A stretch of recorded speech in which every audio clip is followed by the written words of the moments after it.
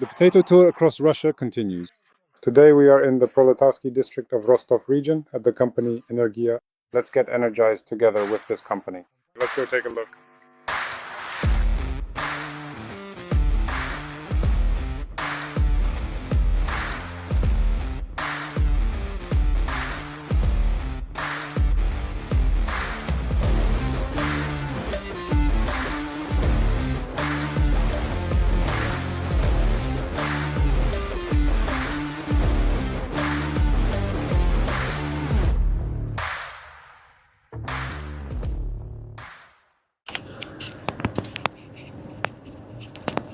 This is basically where the life of our channel begins. In fact, it's where all our irrigation starts. This is what's called a karita. All along the channel we have so-called four chambers, where water is collected and then flows through the sluice gates. They open them for us under the management of the Proletarsk irrigation systems, and the channel goes from here all the way to the Manek. This is where we draw water from and accordingly use it. This is where our life begins. Are there any limiting factors here? Yes. When large agro holdings and other agricultural farms suddenly start flooding their extensive fields with water, that is, they drain the water in order to carry out herbicide treatment To cover the weeds as completely as possible. At this time, the weed's growth is halted. It falls behind. But rice isn't suppressed by the water. So the goal is to slow down the weed and flood it with water so it doesn't have access to oxygen. and the rice Accordingly, at this time, stretches higher. and higher. But that's under favorable conditions. In reality, what happens is that because of the herbicide, the millet sits, all the weeds sit, and the rice also sits due to poor weather conditions, whether it's cold or extreme heat. So in truly ideal conditions, everything typically works out so that the undesirable weeds are suppressed and the rice grows robustly. Yes, that's precisely why we consistently implement at least 2 comprehensive herbicide treatments throughout the season.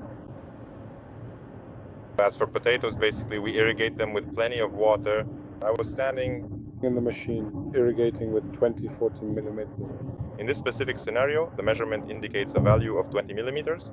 Our precisely calibrated hydro modules are configured to deliver water at a consistent rate of 10 millimeters per day.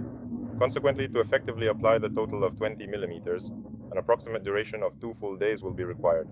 Also, Volodya, have you ever given serious thought to the possibility of changing the irrigation rate, perhaps adjusting it depending on the specific time of day? The crucial thing is, if the hydro modules were positioned a bit higher, like we previously observed, they possess a 20 milliliter hydro module, which specifically means it consistently delivers 20 millimeters of water per day.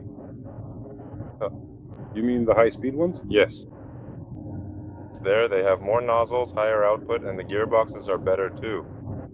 So you can play around with it. For example, I would only water the crops at night with 10 millimeter. I have The 10 millimeter cycle, and then say the next day at night I do it again here. Since my hydro modules are weak and the soil has the peculiarity that the clay gets saturated with moisture very quickly and it's very hard for it to go down into the lower layers, so I constantly get surface runoff. That's why I have to keep adjusting things all the time. The irrigation rate depends on the crop, on the sprinkler. Although they're all in the same area, the soil is different everywhere. We even sent samples for analysis to the Soil Science Institute in Rasvet. By the way, The Soil Science Institute in Rasvet? yes, they are indeed located and primarily based in the town of Rasvet. Specifically, it's Nazarin Kolbe-Gorgievna and her dedicated team who are responsible. I personally had a rather disappointing experience with the moisture sensors that were provided. So, what was the experiment about? My task was to prove that irrigation needs to be done efficiently. In reality, we ended up with my soil drying out.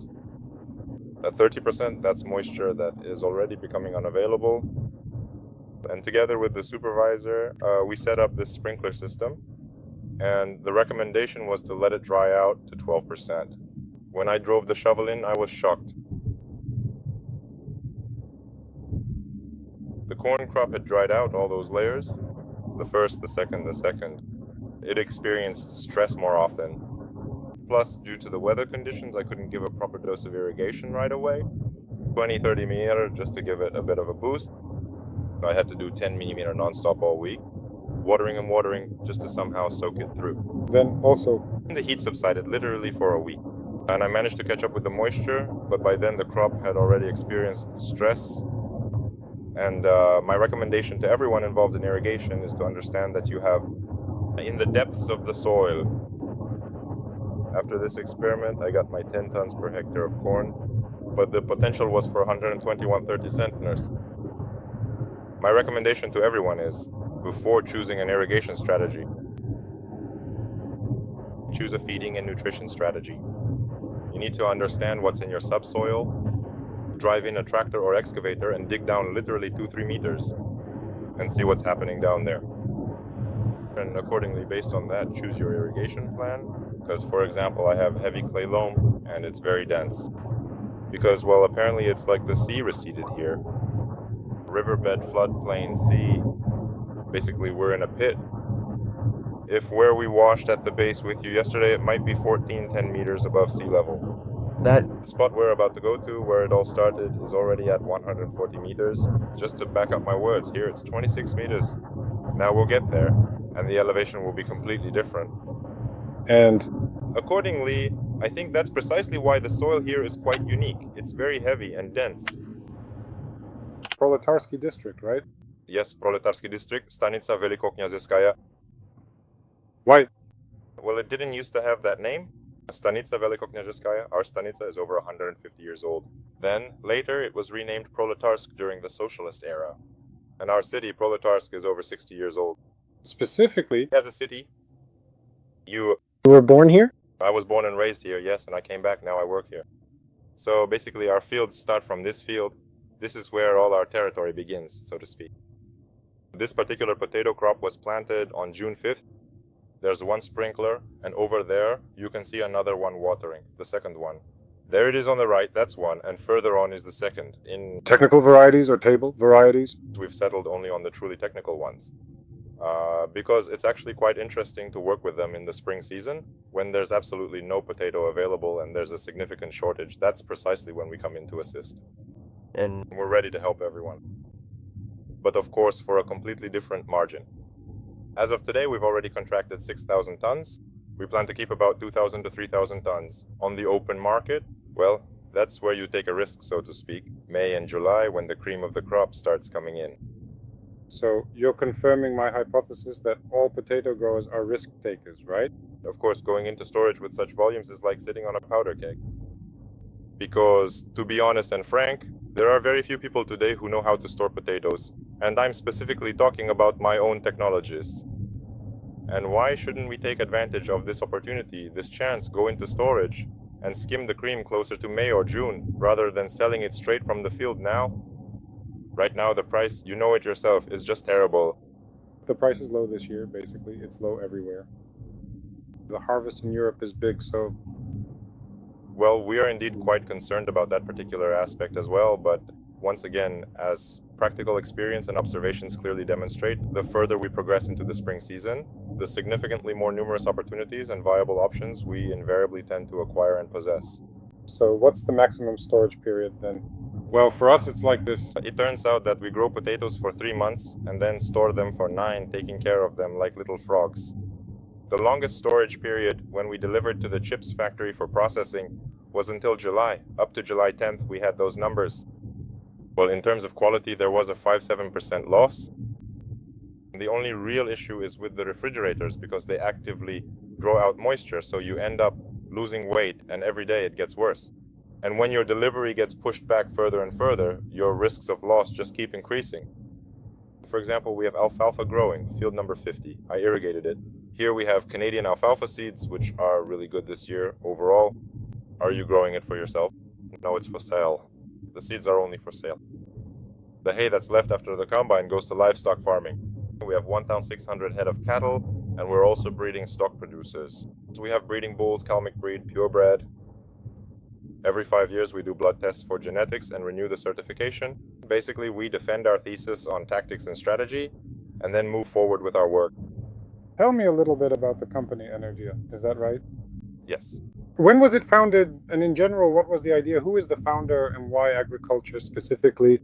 Well, the whole story of Energiya started 30 years ago. So in December, it will be 30 years for us.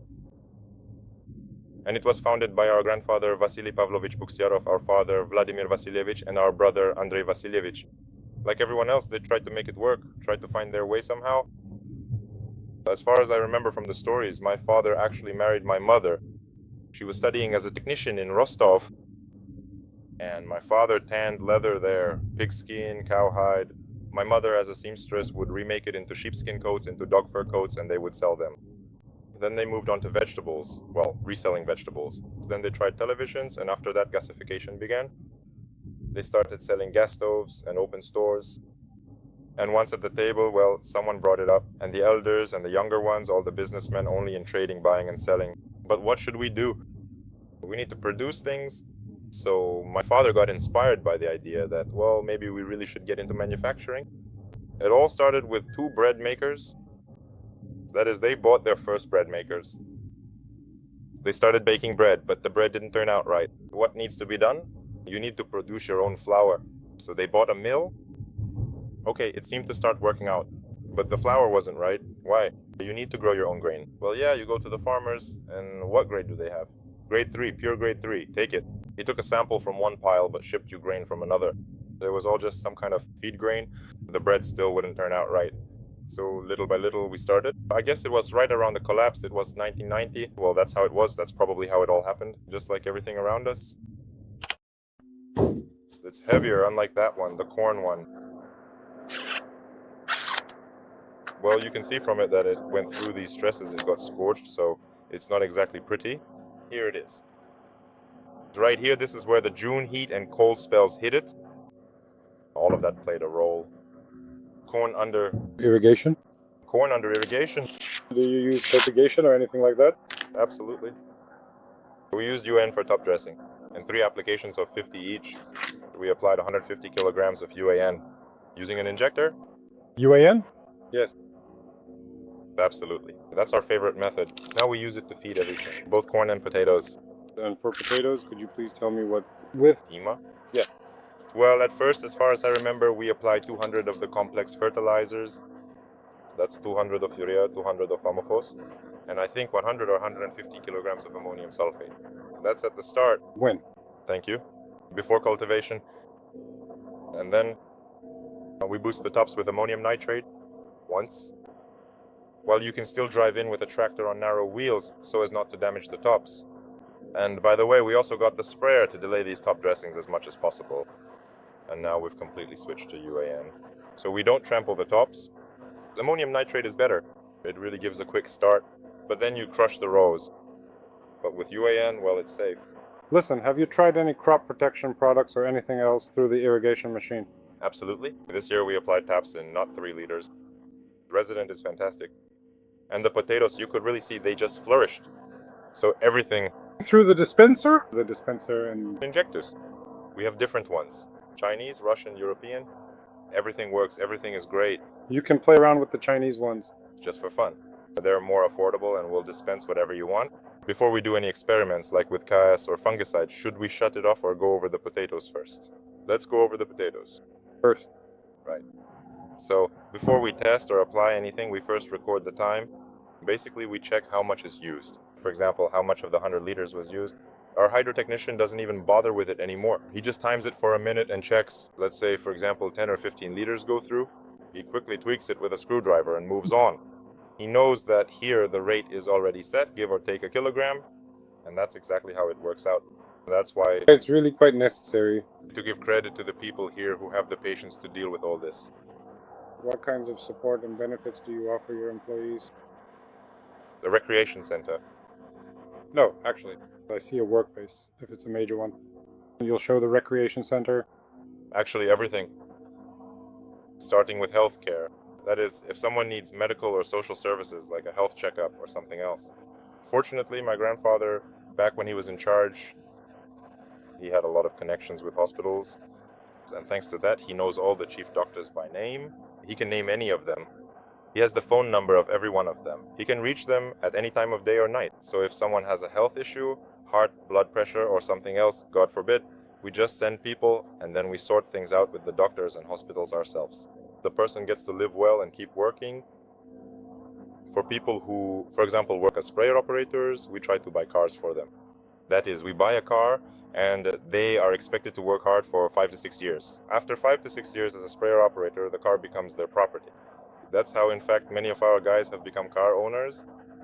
We also try to reward people who have worked for a long time, say 15, 20 years. Well, now Avtovaz cars have become quite an expensive pleasure. In terms of price, They're about the same as a BMW or an X1. So before, when an Avtovaz cost 300, 400,000, we could just buy 5 cars like that and make people happy. Now, unfortunately, you can only buy 2 cars for that money. Well, we try to maintain our traditions. Another perk to keep people motivated to work and earn money is that we provide company cars. 7s, 9s, for example, 10s, Prioras. We buy them, keep them clean and in good condition. We do the maintenance just so that, for example, a person comes in a bit earlier and leaves a bit later. We help some people with housing, for example, with mortgage loans if they don't have enough for a down payment, or if they need to buy a whole house. Well, to be honest, we live in a place forgotten by God. But here, prices aren't like, say, in the city where they've gone up. But if we're talking about a forgotten village, are there any social obligations to the village? Repair the road, build a playground. So actually, here in the village, we just paved the road.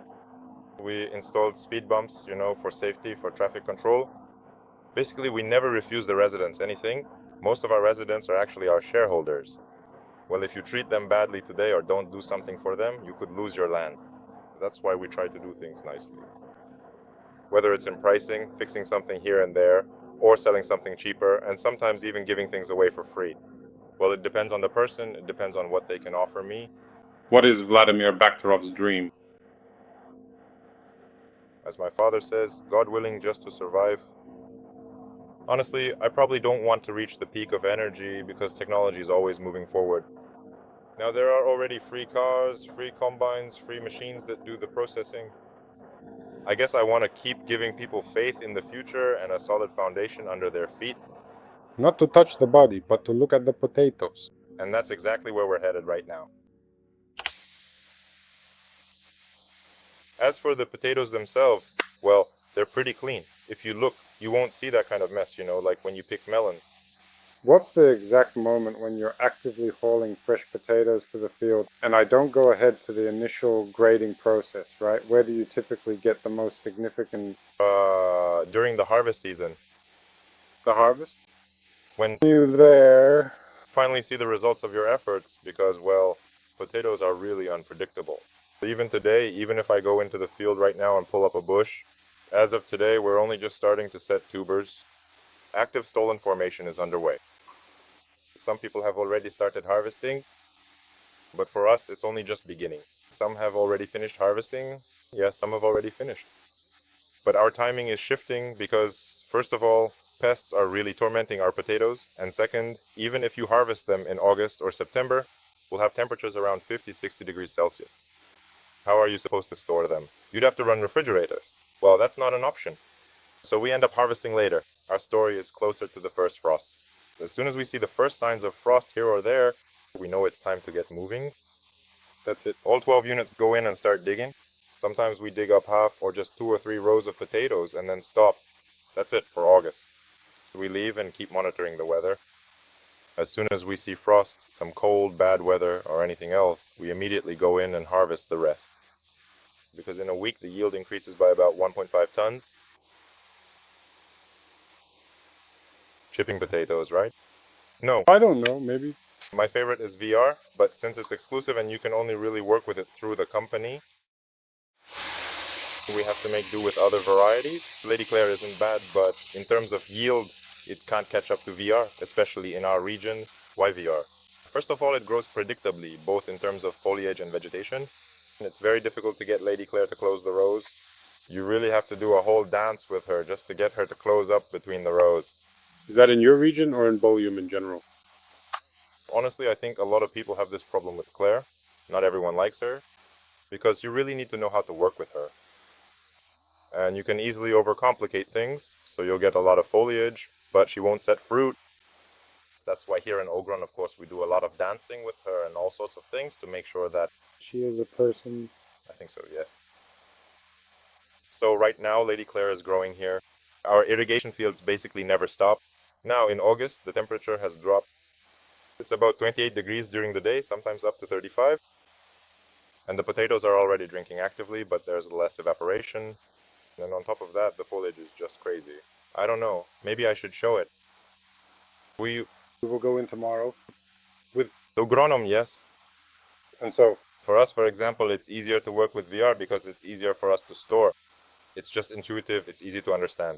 It's so elastic that even our Kicknova managed to freeze it. not yet. No. Honestly, I really want to. I actually dream of seeing someone, yes, and for them to tell me, here, we've planted everything with this domestic variety. The yield is over 40 and it stores perfectly until July. I'll be the first to follow this example, yes, and travel around. For 3 years now, we've been traveling. We've been to Nizhny Novgorod, to Kostroma, to Vologda, but not yet. On a large scale. Really, there just isn't. So as soon as it happens, we'll be among the first two. It's not for nothing that the Chiksoviki choose 2 or 3 varieties. Dear esteemed breeders, if you suddenly manage to achieve more than 20 tons, yes, we certainly want that, right? 30-30 would be just absolutely amazing. At least If you have 30 tons of potatoes suitable for processing into chips. So Vladimir Bukhtiyarov said, I'll be the first to take them under any conditions. lightness, that's a must. Shape, it should be round. It should look like potato chips. And basically, I try to maximize it as much as possible. Disease. Actually, There's nothing complicated about it, nothing complicated. 40 tons. Then off we go. But honestly, we're actually managing to do it with him. And with Lady Claire, we can do it too, if we go for a late harvest. Both 35 and 42. On Verka, we even once got 57. Did they Take it from you? Of course they took it. How could you not take potatoes like that?